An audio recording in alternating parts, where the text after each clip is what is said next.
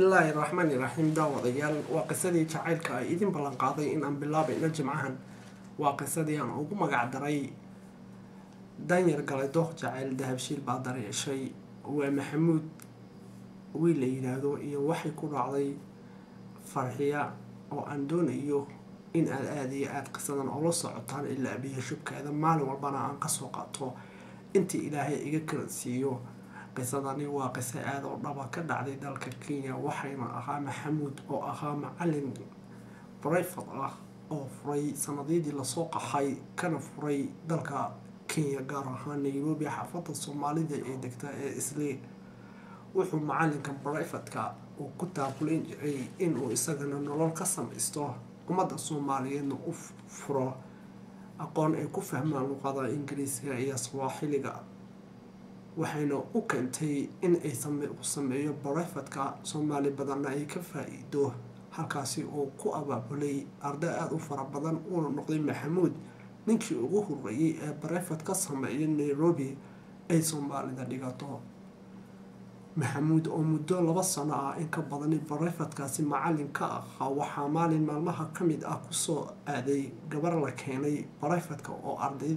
ardaydiisii ka mid noqon lahayd oo la yiraahdo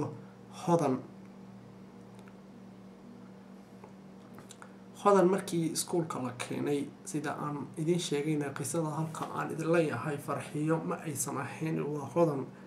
waxay noqotay in ay noqoto ardaydiisii private-ka ka qayb gasho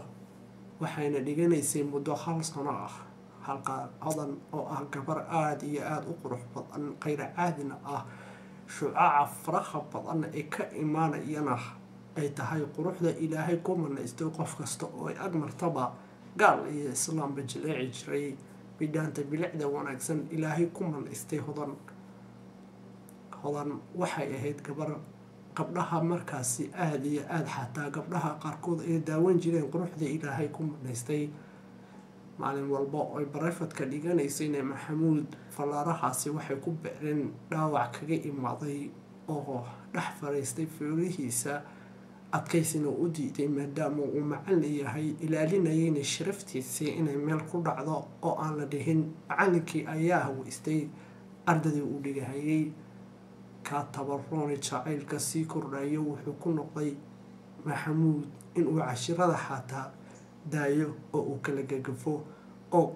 la dareemo waxa qabsaday maxamuud ardadana ay inteeda badan ba farta hoos iska qandhuufatay in uusan caadi ahayn maxamuud oo wax ku soo kordhay